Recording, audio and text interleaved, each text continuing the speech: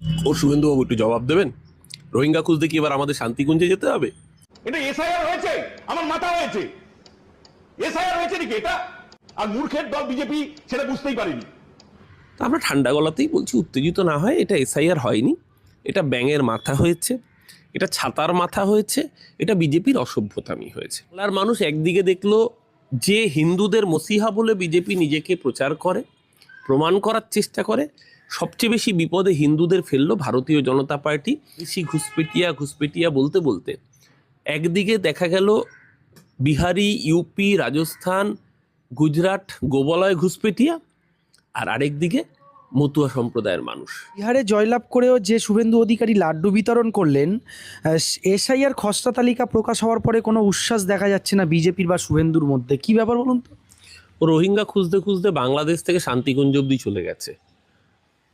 1,20,00,000 রোহিঙ্গা বাংলাদেশি মুসলমান অনুপ্রবেশকারী, এত ডায়লগ দেওয়ার পর সাধারণ মানুষকে দিয়ে ডকুমেন্ট খুঁজিয়ে ফর্ম ফিল আপ করিয়ে নাজেহাল করার পরেও দেখা গেল কার্যত অষ্টরম্ভা।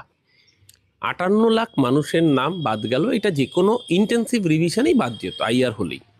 সেখানে এসআইআর করিয়ে এই যে 58 লাখ বাদ গেল, তার মধ্যে 28 লক্ষ মৃত, বেশ কিছু ডুপ্লিকেট, কিছু শিফটেড ট্রান্সফার্ড, কিছু নট ফাউন্ড। সেই জায়গায় দাঁড়িয়ে কজন রোহিঙ্গা, কজন বাংলাদেশি, কজন মুসলমানকে পাওয়া গেল? ওর শুভেন্দুবাবু একটু জবাব দেবেন? রোহিঙ্গা খুঁজতে কি এবার আমাদের শান্তিকুঞ্জে যেতে হবে? শান্তিকুঞ্জে গেলে অবশ্য রোহিঙ্গা পাওয়া গেলেও যেতে পারে। শান্তিকুঞ্জ মানে মেদিনীপুরে? পশ্চিমবঙ্গে পূর্ব মেদিনীপুর বলে একটা জেলা আছে, সেখানে কাথি বলে একটি শহর আছে, সেই শহরে সম্ভবত শান্তিকুঞ্জ বলে কোনো কুঞ্জ আছে। এই তো হেথায় কুঞ্জ ছায়ায় স্বপ্ন মধুর মোহে এই জীবনে রোহিঙ্গা খুঁজে পাবো। তো শুভেন্দুবাবু উত্তর দেবেন কি? শান্তিকুঞ্জে গেলে কি রোহিঙ্গা পাওয়া যাবে? না, চক্রবর্তী স্যার উনি গতকাল এবিপিতে বললেন এটা এসআইআর হয়েছে, আমার মাথা হয়েছে। এত রেগে গেলেন কেন? এটা গতকাল বলেননি brigadier sir, sorry Biswanath sir. এর আগে একটি বিতর্ক অনুষ্ঠানে, সম্ভবত সেটাতে আমিও উপস্থিত ছিলাম, সেইখানে হঠাৎ করে উনি বললেন বিজেপিকে মূর্খের দল। এই মূর্খের দল বিজেপি, ওরা জানে না এটা এসআইআর হয়েছে না ব্যাঙের মাথা হয়েছে, ইত্যাদি ইত্যাদি উত্তেজিত হয়ে বললেন।